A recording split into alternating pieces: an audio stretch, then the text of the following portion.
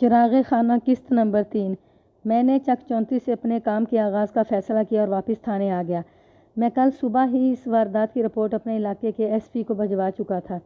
اس کارروائی کی تفصیل بیان کرنا میں ضروری نہیں سمجھتا۔ اس کے علاوہ بھی بہت سی دفتری باتیں ایسی ہوتی ہیں جن کا ذکر آپ کے لیے انتہائی غیر دلچسپ اور اکتاہٹ کا باعث ہوگا۔ دراصل تفتیش کے دوران میں مختلف مراحل پر ہمیں بہت سے پاپڑ بیلنا پڑتے ہیں، بہت سے باضابطہ اور بے ضابطہ کارروائیاں ڈالنی پڑتی ہیں، تب کہیں تفتیش کی گاڑی لمحہ بلمحہ آگے بڑھتی نظر آتی ہے۔ جب سے مجھے سجاول کی سرگرمیوں کا علم ہوا تھا، میں نے ایک ہوشیار قسم کے پولیس اہلکار کو سادہ لباس میں چک 34 روانہ کر دیا تھا تاکہ وہ وقوعہ کے روز سجاول کی مصروفیات کی تفصیل معلوم کر سکے۔ میں تھانے پہنچا تو مذکورہ اہلکار ایک سنسنی خیز اطلاع کے ساتھ موجود تھا۔ میں نے اسے فوراً اپنے کمرے میں بلا لیا۔ ہاں بھائی فیض محمد، میں نے اسے مخاطب کرتے پوچھا، کیا خبر لائے ہو تم؟ ملک صاحب، بندہ وقوعہ کی رات چک 34 سے غائب تھا۔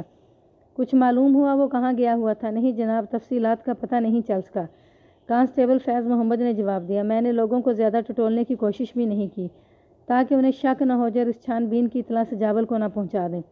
یہ تو تم نے بہت عقل مندی کا ثبوت دیا ہے فیض محمد، میں نے سراہنے والے انداز میں کہا۔ کیا اس وقت وہ گاؤں میں ہی ہے؟ جناب صبح تک تو تھا۔ اور کوئی خاص بات معلوم ہوئی؟ جی ملک صاحب، وہ جلدی سے بولا۔ مجھے پتہ چلا ہے سجاول وقوعہ کی رات اپنے دوستوں کے ساتھ کہیں گیا ہوا تھا اور ان کی واپسی دوسری صبح یعنی 9 اکتوبر کو ہوئی تھی۔ شاباش، تم نے بہت کام کی باتیں معلوم کی ہیں، میں نے دل سے اس کی تعریف کی۔ فیض محمد کے جانے کے بعد میں نے اسی وقت چک 34 جانے کا فیصلہ کیا۔ اس وقت دوپہر کے 2 بج رہے تھے۔ میں نے ASI وقار حسین کو اپنے پاس بلایا اور اسے اپنے پروگرام سے آگاہ کیا۔ پوری بات سننے کے بعد اس نے مشورہ دیا، ملک صاحب میرا خیال ہے ہمیں کل صبح ہی چک 34 جانا چاہیے۔ میرے استفسار پر اس نے فوری طور پر وہاں نہ جانے کی وجہ یہ بتائی کہ ہم شام سے پہلے مذکورہ چک نہیں پہنچ سکتے ہیں۔ اس موسم میں دن خاصا چھوٹا ہوتا تھا اور 6 بجے تک شام ہو جاتی تھی۔ ASI کی بات خاصی معقول تھی، اس لیے میں نے اپنے پروگرام کو دوسرے دن تک ملتوی کر دیا۔ جس وقت ہم چک 34 پہنچے دوپہر کے تقریباً 11 کا وقت تھا۔ ASI وقار حسین میرے ہمراہ تھا۔ اس زمانے میں آج کل کی طرح پولیس والوں کو نہ تو تیز رفتار موبائلز مہیا تھیں اور نہ ہی جدید قسم کے ہتھیار میسر تھے۔ ہم گھوڑوں، ٹانگوں اور بائیسیکلوں کی مدد سے سفر کرتے تھے یا پھر ایک ضلع سے دوسرا ضلع تک لاریوں اور بسوں کا سہارا لیا جاتا تھا۔ ایک گاؤں سے دوسرے گاؤں جانے تک کے لیے بس اور ٹرین وغیرہ کی سہولت موجود نہیں تھی۔ میں چاہتا تو سجاول کو گرفتار کروا کے تھانے بھی بلوا سکتا تھا، لیکن مقتول کی بیوہ جمیلہ اور برادران خود چودھری ریاض علی اور چودھری اکرم علی کی جانب سے سجاول پر براہ راست شک نہیں کیا گیا تھا، اس لیے میں نے بنفس نفیس وہاں جانے کا سوچا تھا۔ ویسے بھی خام خواہ کی پکڑ دھکڑ کا قائل نہیں تھا۔ چودھری خوشی محمد نے اپنی حویلی میں ہمارا استقبال کیا اور ہمیں ایک سجی سجائی بیٹھک یعنی ڈرائنگ روم میں لے جا کر بٹھا دیا۔ ہم دونوں وردی میں تھے، لہٰذا ہماری آمد نے سجاول کے بڑے بھائی خوشی محمد کو تفتیش میں مبتلا کر دیا۔ میں نے اپنا تعارف کرواتے ہوئے کہا، میرا نام ملک صفدر حیات ہے اور میں اس علاقے کا تھانے دار ہوں۔ جناب میں آپ کے نام سے تو واقف ہوں مگر ملاقات آج پہلی مرتبہ ہو رہی ہے۔ خوشی محمد نے شائستہ لہجے میں کہا، آپ خیریت سے تو آئے ہیں؟ خیریت نہیں ہے چودھری صاحب، ASI وقار حسین نے بات کو آگے بڑھایا۔ ہم ایک قتل کی تفتیش کے سلسلے میں یہاں آئے ہیں۔ کیسا قتل جناب؟ میں نے کہا، چند روز قبل چک 32 میں چودھری نیاز علی کو کسی نے سوتے میں قتل کر دیا تھا۔ ہاں ہم نے یہ خبر سنی تھی، چودھری خوشی محمد نے متاسفانہ انداز میں کہا۔ مجھے بیٹھک کے دروازے کے پیچھے کسی کی موجودگی کا احساس ہوا۔ یقیناً حویلی کے اندرونی حصے میں دروازے کے پیچھے چھپ کر کوئی شخص ہماری گفتگو سن رہا تھا۔ پھر دوسرے ہی لمحے وہ پوشیدہ شخصیت ایک دم سامنے آ گئی۔ وہ ایک لہیم شہیم عورت تھی۔ اس کی عمر کا اندازہ میں نے 50 اور 55 کے درمیان لگایا تھا۔ اس کا رنگ سانولا اور قد خاصا کم تھا، لیکن مجموعی طور پر وہ ایک خوبصورت عورت تھی۔ جوانی میں یقیناً خاصی دلکش اور پرکشش رہی ہوگی۔ اس نے بیٹھک میں داخل ہوتے ہی خوشی محمد کو مخاطب کیا، پتر پولیس ہماری حویلی میں کیا لینے آئی ہے؟ مجھے یہ اندازہ لگانے میں دیر نہ لگی کہ وہ عورت چودھری خوشی محمد کی والدہ چوہدرانی فضیلت بیگم تھی۔ خوشی محمد نے اسے ہماری آمد کے بارے میں بتایا تو وہ چٹخ کر بولی، تھانے دار صاحب، چودھری نیاز علی اور اس کی حویلی سے ہمارا کوئی تعلق نہیں ہے۔ میں نے کہا، آپ کے کہہ دینے سے تعلق ختم نہیں ہو جائے گا فضیلت بیگم، یہ تعلق تو اسی دن ختم ہو گیا تھا جب نغمہ پر اس حویلی کے دروازے بند ہوئے تھے۔ یہ مت بھولیں کہ آپ کی دوسری بیٹی ابھی تک اس حویلی میں موجود ہے، میں نے سنجیدہ لہجے میں کہا۔ چودھری نیاز علی کی حویلی سے آپ کے خاندان کا تعلق اتنی آسانی سے ٹوٹنے والا نہیں ہے۔ میرے لیے سلمہ کا ہونا نہ ہونا ایک برابر ہے، چودھری نے بیزاری سے کہا۔ وہ ہمارے دشمن کی پناہ میں ہے اور وہاں سے نکلنے کا کوئی ارادہ نہیں رکھتی۔ میں اب اس کی شکل بھی نہیں دیکھنا چاہتی، وہ میری بات مان لیتی تو میرا دل خوش ہو جاتا۔ اماں کیسی باتیں کرتی ہو؟ خوشی محمد نے نرم الفاظ میں ماں کو سرزنش کی۔ نغمہ کی قسمت میں جو لکھا تھا وہ ہو گیا۔ سلمہ کیوں اس استاد کی لپیٹ میں آئی؟ اس نے اگر تمہاری بات نہیں مانی تو عقل مندی کا ثبوت دیا ہے۔ تم تو یہی چاہتی تھی کہ وہ بھی طلاق کا طوق گلے میں ڈال کر واپس آ جائے۔ اس نامراد نے عقل مندی کا ثبوت نہیں دیا بلکہ میری ناک کٹوا دی ہے، چوہدرانی جلالی لہجے میں بولی۔ اس نے تو غیر لوگوں کو مجھ پر فوقیت دی ہے۔ خوشی محمد نے سمجھانے والے انداز میں کہا، اماں جنہیں تم غیر کہہ رہی ہو در حقیقت وہی سلمہ کے اپنے ہیں۔ ایک عورت کے سب سے قریبی رشتہ دار اس کا شوہر اور اس کے بچے ہی ہوتے ہیں۔ سلمہ کا فیصلہ دانش مندی پر مبنی تھا۔ ماں بیٹے کی اس مختصر نوک جھونک میں مجھے محسوس ہوا کہ چوہدری خوشی محمد خاصا سمجھدار، بردبار اور معاملہ فہم تھا، جبکہ اس کے مقابلے میں فضیلت بیگم جذبات کا ایک ایسا گولا تھا جس میں خود پسندی اور انانیت کوٹ کوٹ کر بھری ہوئی تھی۔ فضیلت بیگم نے براہ راست مجھ سے مخاطب ہوتے ہوئے کہا، تھانے دار صاحب، کیا آپ صرف چودھری نیاز محمد کے قتل کی اطلاع دینے یہاں ہیں؟ یہ بات تو ہمیں اسی دن پتہ چل گئی تھی جب پولیس ان کی حویلی میں پہنچی تھی۔ میں نے کھنکار کر گلا صاف کرتے ہوئے کہا، چوہدرانی جی، یہاں میری آمد کا مقصد چوہدری کے قتل کی اطلاع پہنچانا ہرگز نہیں تھا۔ پھر کیا مقصد تھا آپ کا؟ وہ تیوری چڑھا کر بولی۔ میں نے کہا، میں دراصل آپ کی صاحبزادی نغمہ سے کچھ ضروری باتیں کرنا چاہتا ہوں۔ اس کے علاوہ سجاول سے بھی ملاقات ضروری ہے۔ سجاول تو اس وقت حویلی میں نہیں ہے، چوہدری نے بس دستور اکھڑے ہوئے لہجے میں کہا۔ اور نغمہ سے آپ کون سی ضروری باتیں کرنا چاہتے ہیں؟ ناظری کے بارے میں کچھ پوچھنا ہے مجھے۔ وہ ایک دم بھڑک اٹھی۔ اس رنڈی کا تو آپ نام بھی نہ لیں۔ اماں اپنے حواس کو کنٹرول میں رکھو، خوشی محمد نے قدرے تیز آواز میں کہا۔ یہ کوئی طریقہ نہیں ہے بات کرنے کا۔ وہ تنتناتے ہوئے لہجے میں بولی، اس کنجر کی اولاد نے میری نغمہ کی زندگی میں زہر گھول دیا اور تم کہتے ہو کہ میں اپنے حواس کو قابو میں رکھوں؟ میں نے مسلط اندیشی سے کام لیتے ہوئے کہا، چوہدرانی جی، آپ میری بات کا الٹا مطلب نہ نکالیں۔ میں نازلی کی شان میں یہاں قصیدہ پڑھنے نہیں آیا ہوں اور نہ ہی اس کی وکالت کر رہا ہوں۔ پھر آپ کیا کہنا چاہتے ہیں؟ وہ قدرے ٹھنڈے پڑتی ہوئی بولی۔ میرے کچھ بولنے سے پہلے ہی خوشی محمد اٹھ کر کھڑا ہو گیا اور بولا، معاف کرنا تھانے دار صاحب، میں اس تلخ گفتگو میں آپ کی خاطر تواضع کرنا ہی بھول گیا ہوں۔ میں 1 منٹ میں انتظام کرواتا ہوں، اس کی کوئی ضرورت نہیں ہے۔ میں نے اس کا ہاتھ پکڑ کر بٹھاتے ہوئے کہا، ہم اس وقت ڈیوٹی پر ہیں۔ یہ کیسے ہو سکتا ہے ملک صاحب؟ خوشی نے اپنائیت سے کہا، آپ ہمارے غریب خانے پر پہلی مرتبہ تشریف لائے ہیں۔ میں نے کہا نا، کسی تکلف کی کوئی ضرورت نہیں۔ تکلف تو آپ کر رہے ہیں جناب، وہ محبت آمیز لہجے میں بولا۔ کم از کم کستوری والا دودھ اور خشک میوہ جات تو ضرور چلیں گے۔ میں اس کی محبت کے سامنے مجبور ہو گیا۔ ٹھیک ہے، لیکن لمبے چوڑے چکر میں نہ پڑ جانا۔ تمہارا یہاں موجود رہنا بھی بہت ضروری ہے۔ میں ابھی ملازم کو ہدایت دے کر آتا ہوں۔ خوشی محمد کے جانے کے بعد چودھرائن میری جانب متوجہ ہو گیا۔ آپ کیا کہہ رہے تھے تھانے دار صاحب؟ میں نے کہا، چودھری نیاز علی کی پہلی بیوی جمیلہ نے شک ظاہر کیا ہے کہ چوہدری کے قتل میں نازلی کا ہاتھ ہو سکتا ہے۔ میں چوہدرانی کی ذہنیت کو سمجھ گیا تھا اور اس کے بےہودہ موڈ اور تنک مزاجی کو دیکھتے ہوئے بات کر رہا تھا۔ چوہدری نے میری بات سنتے ہی جلدی سے کہا، جمیلہ کو تو شک ہوگا لیکن مجھے یقین ہے۔ وہ ٹھوس لہجے میں بولی، یقیناً یہ نازلی ہی کے کام ہے۔ آپ کے یقین کی وہ خاص وجہ؟ وہ بولی، یہ کوٹھے والیاں دولت کی چمک دمک پر جان دیتی ہیں۔ نازلی نے بھی اس بوڑھے ککڑ سے دولت کے لالچ میں ہی شادی کی تھی۔ وہ دولت کی خاطر قتل تو کیا اس سے بھی بڑے کام کر سکتی ہے؟ آپ کو شاید پتہ نہیں چوہدرانی جی، میں نے ایک ایک لفظ پر زور دیتے ہوئے کہا، چوہدری نیاز علی کے قتل کے بعد نازلی بھی غائب ہے۔ مجھے سب پتہ ہے۔ پھر وہ دولت کے لالچ والی بات تو غلط ہوگی۔ وہ ٹھہرے ہوئے لہجے میں بولی، آپ ان کسبیوں کو نہیں جانتے تھانے دار صاحب، ان کے چھل فریب کو سمجھنا اتنا آسان نہیں ہے۔ آپ دیکھ لینا، وہ کسی دن اچانک نمودار ہوگی، خود پر ٹوٹنے والی کسی مصنوعی بپتا کی المناک اور غم انگیز داستان سنائے گی اور حویلی کی مالکن بن بیٹھے گی۔ یہ سب مبنی برقیاس باتیں ہیں چوہدرانی جی، میں نے اس بات میں گردن ہلاتے ہوئے کہا۔ فی الحال تو وہ منظر سے غائب ہے اور چوہدری نیاز علی کے قتل کا معمہ باقی ہے۔ میرا خیال ہے اگر آپ کسی طرح نازلی کو ڈھونڈ کر گرفتار کر لیں تو یہ معمہ حل ہو سکتا ہے۔ چوہدرانی نے اپنی دانست میں انتہائی عقل مندانہ تجویز پیش کی۔ میں نے کہا، اس بات کا امکان تو بہرحال موجود ہے کہ چوہدری کے ساتھ ساتھ اس پر بھی کوئی افتاد ٹوٹ پڑی ہو اور اس وقت وہ کسی شدید قسم کی صورتحال سے دوچار ہو۔ یہ بھی ممکن ہے کہ چوہدر کے قاتل یا قاتلوں نے اب تک نازلی کو بھی ٹھکانے لگا دیا ہو۔ مجھے یقین ہے، وہ نفی میں سر ہلاتے بولی، نازلی جیسی فتنہ پرور عورتیں اتنی آسانی سے نہیں مر سکتیں۔ وہ ضرور کہیں چھپی بیٹھی ہے، مناسب وقت کا انتظار کر رہی ہوگی۔ جب دیکھے گی کہ چوہدری کے قتل کا معاملہ ٹھنڈا پڑ گیا ہے تو پھر پوری منصوبہ بندی کے ساتھ میدان میں اترے گی۔ اسے آپ کوئی عام عورت نہ سمجھیں، وہ تیرا تالنی ہے۔ ان طوائفوں اور رنڈیوں کی چالوں کو سمجھنا اتنا آسان نہیں ہوتا تھانے دار صاحب۔ میں نے پوچھا، آپ کے اندازے کے مطابق نازلی اس وقت کہاں روپوش ہوگی؟ میں یقینی طور پر تو کچھ نہیں کہہ سکتی، چوہدرانی نے جواب دیا۔ البتہ اگر آپ مشتری بائی کے کوٹھے پر چھاپہ ماریں تو وہاں سے نازلی کا کوئی سراغ یا سند گن مل سکتی ہے۔ اسی سنا میں چودھری خوشی محمد بیٹھک میں داخل ہوا۔ اس کے عقب میں ایک ملازم بڑی سی ٹرے اٹھائے چلا آ رہا تھا۔ خوشی محمد کی ہدایت پر ملازم نے وہ ٹرے سینٹر ٹیبل پر رکھ دی۔ ایک بڑے بوری جگ میں کستوری والا دودھ موجود تھا، ساتھ میں 2-3 خشک میوے سے بھری ہوئی پلیٹیں بھی تھیں۔ ملازم نے ہمارے لیے گلاسوں میں دودھ انڈیلا اور بیٹھک سے باہر چلا گیا۔ ہم خنک موسم میں گنگنے دودھ سے انصاف کرنے لگے۔ چودھری خوشی محمد نے بتایا، ملک صاحب میں نے ایک بندہ سجاول کو بلانے بھیج دیا ہے، وہ ابھی تھوڑی دیر میں یہاں پہنچ جائے گا، وہ ادھر کھیتوں میں گیا ہوا ہے۔ چودھرانی نے ٹانگ اڑاتے ہوئے پوچھا، تھانے دار صاحب آپ سجاول سے کیا باتیں کرنا چاہتے ہیں؟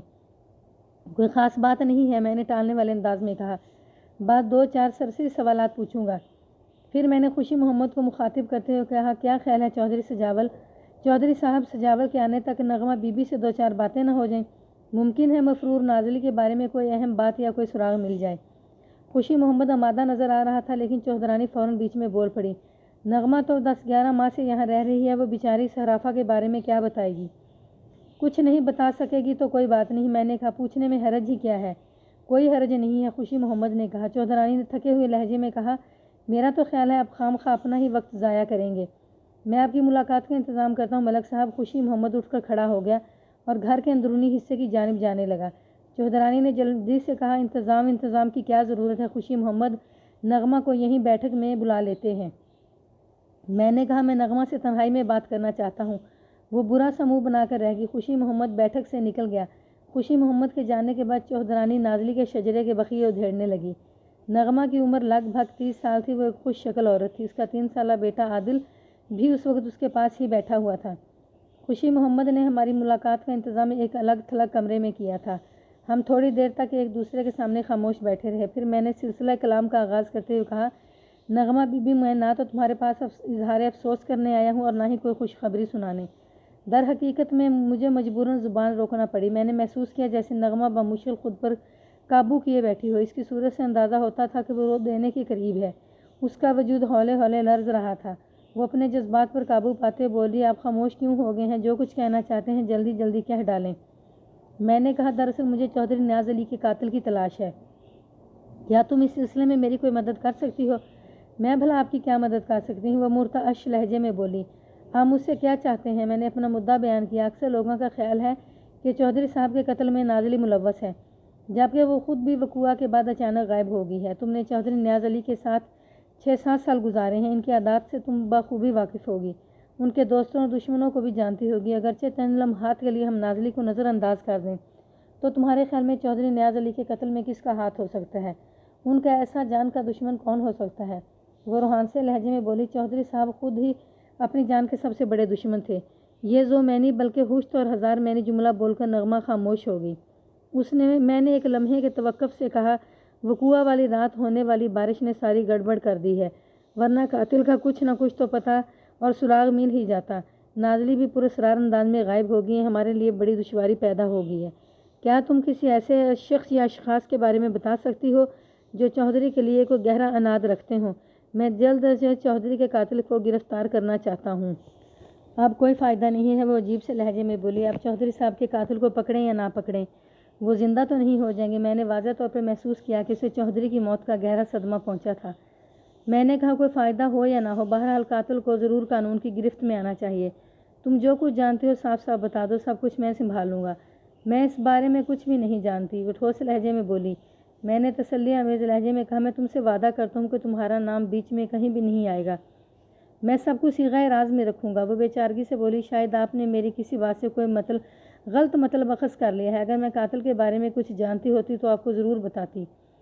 وہ تو میں نے اس لیے یہ کہہ دیا تھا کہ آپ قاتل کو پکڑیں یا نہ پکڑیں، کوئی فائدہ نہیں ہے کہ قاتل کو چاہے کتنی بھی عبرتناک سزا کیوں نہ دی جائے، جانے والا تو واپس نہیں آ جاتا نا۔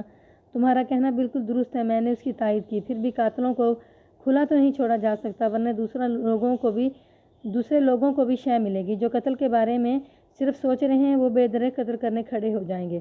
وہ دل گرفتہ لہجے میں بولی، جرم اور قانون کے پیچیدہ معاملات تو آپ ہی جانیں، میں تو اتنا بس جانتی ہوں کہ اگر میں حویلی میں موجود ہوتی تو چودھری صاحب کو یہ برا وقت نہ دیکھنا پڑتا۔ گویا تمہیں اپنی غلطی کا احساس ہے، میں نے مبہم سے انداز میں کہا۔ غلطی؟ اس نے نم آنکھوں سے مجھے دیکھا، پھر جیسے خیالوں میں کھو گئی۔ کچھ دیر کے بعد اس نے خوابناک لہجے میں کہا، شاید میں ہی غلطی پر تھی، کاش میں اپنی ضد سے باز آ جاتی۔ میں نے موضوع گفتگو کا رخ تبدیل کرتے ہوئے استفسار کیا، چودھری صاحب نے مشتری بائی کے کوٹھے پر جانا کب شروع کیا تھا؟ مجھے ٹھیک طرح سے یاد نہیں ہے۔ میں نے گھما پھرا کر 2-4 اور سوالات کیے، لیکن وہ واقعی چودھری کے قاتل کے بارے میں کچھ نہیں جانتی تھی۔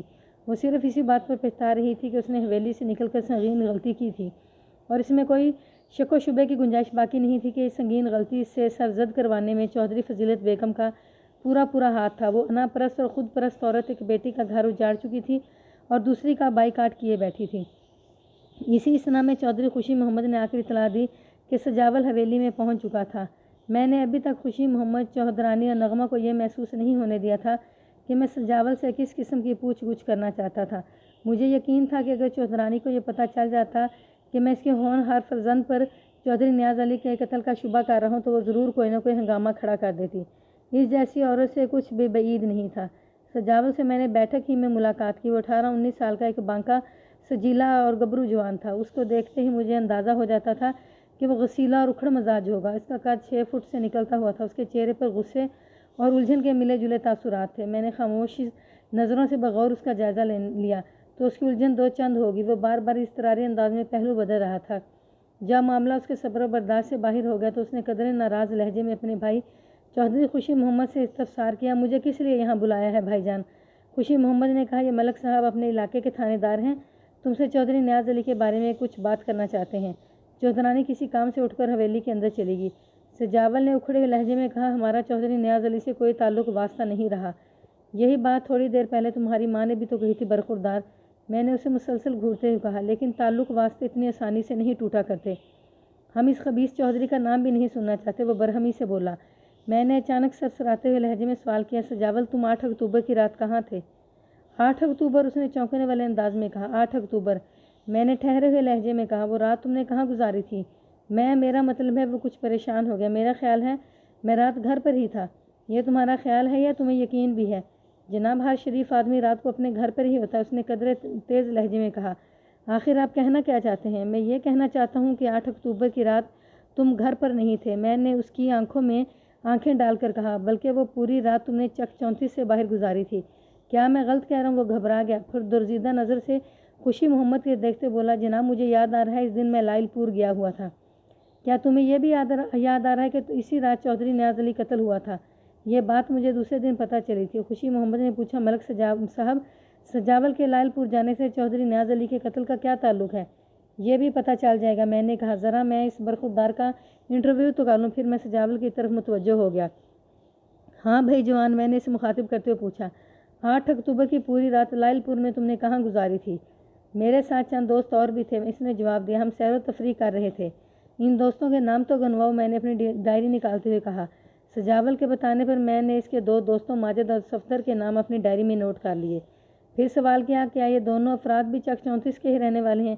جی، وہ یہیں رہتے ہیں۔ میں نے پوچھا، لائل پور میں تم لوگ کس قسم کی تفریح کرنے گئے تھے کہ پوری رات وہیں لگ گئی؟ ذرا مجھے بھی تو اس کی تفصیل سناؤ۔ اس نے چور نظر سے اپنے بڑے بھائی کی طرف دیکھا۔ میں نے محسوس کیا کہ وہ خوشی محمد کی موجودگی میں کوئی بات کہنے سے ہچکچا رہا تھا۔ میں نے خوشی محمد کو تھوڑی دیر کے لیے وہاں سے ہٹا دیا۔ جب ہم بیٹھک میں تنہا رہ گئے تو میں نے سجاول سے پوچھا، ہاں بھئی اب شروع ہو جاؤ۔ وہ برہمی سے بولا، کیا شروع ہو جاؤں؟ آپ خام خواہ مجھے پریشان کرنے آگے ہیں۔ ہم تمہیں پریشانی سے بچانے کے لیے خود چل کر تمہارے پاس آئے ہیں۔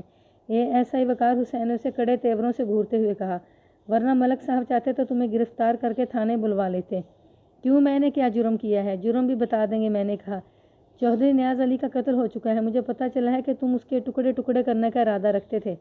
تم سب سے کہتے پھر رہے تھے کہ چودھری کا برا حشر کرو گے، ایس آئی نے اضافہ کیا، اور جس رات چودھری قتل ہوا تم پوری رات گھر سے باہر تھے، جبکہ تم متعدد بار چودھری کو قتل کی دھمکیاں بھی دے چکے تھے۔ میں بتا چکا ہوں اس رات میں لائل پور گیا ہوا تھا۔ ہم تمہارے بیان کی تصدیق ضرور کریں گے۔ وہ ایک دم ہتھے سے اکھڑ گیا، تو آپ مجھ پہ چودھری نیاز علی کے قتل کا شبہ ظاہر کر رہے ہیں؟ شک و شبہ کرنا ہمارا کام ہے برخوردار، میں نے گمبھیر لہجے میں کہا۔ جو شخص کسی کو قتل کرنے کی دھمکی دیتا ہے ہم اسے نظر انداز نہیں کر سکتے۔ ویسے بھی ہم نے اب اپنی آنکھوں سے دیکھ لیا اور کانوں سے سن لیا ہے کہ تم اپنے دل میں چودھری نیاز علی کے لیے گہری نفرت رکھتے تھے۔ ہاں، مجھے غلط سمجھ رہے ہیں، وہ جلدی سے بولا۔ میں نے کب کہا ہے کہ مجھے چودھری نیاز علی سے نفرت تھی؟ تم کہو نہ کہو، تمہارے غصے سے ہر بات ظاہر ہو رہی ہے، میں نے سخت لہجے میں کہا۔ تھوڑی دیر پہلے تم نے کہا تھا کہ تم خبیث چودھری نیاز علی کا نام بھی نہیں سننا چاہتے، اب تم کہہ رہے ہو کہ تمہارے دل میں چودھری کے لیے نفرت نہیں ہے۔ اس کا کیا مطلب ہے؟ وہ گڑبڑا گیا۔ جناب اس مردود چودھری کا نام تو میں اس لیے نہیں سننا چاہتا تھا کہ اس نے ایک آوارہ اور بدمعاش عورت کی خاطر ہماری بہن کو اپنی حویلی سے نکال دیا تھا، ورنہ ہماری اسی سے کوئی دشمنی نہیں تھی۔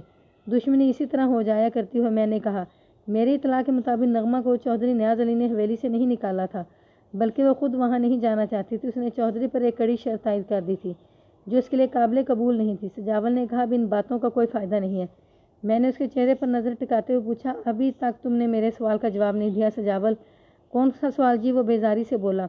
میں نے اپنا سوال دہرایا، لائل پور میں تم لوگ کس قسم کی تفریح کرنے گئے تھے کہ پوری رات وہیں لگ گئی؟ وہ متذبذب ہوا تو اے ایس آئی نے کہا، جھوٹ بولنے کی کوشش نہ کرنا جوان ملک صاحب دروغ گو افراد کے ساتھ بڑی سختی سے پیش آتے ہیں۔ ایک بات ذہن میں رکھ لینا کہ ہم ماجد اور صفدر کا بیان بھی لیں گے اور لائل پور جا کر بھی ایک ایک بات کی پوچھ پرتیت کریں گے۔ اس کے چہرے پر ایک رنگ سا آ کر گزر گیا۔ پھر اس نے قدرے دھیمے لہجے میں بتایا کہ مذکورہ رات وہ اپنے دوستوں کے ساتھ موج میلہ کرنے لائل پور گیا ہو تھا اور انہوں نے خوب سیر سپاٹا کیا تھا۔ موج میلے اور سیر سپاٹے کی تفصیل بھی بتاؤ، میں نے سخت لہجے میں کہا، اور ہاں بالکل سچی اور کھری۔ 16 آنے سچی جناب، وہ قدرے جھجکتے ہوئے بولا۔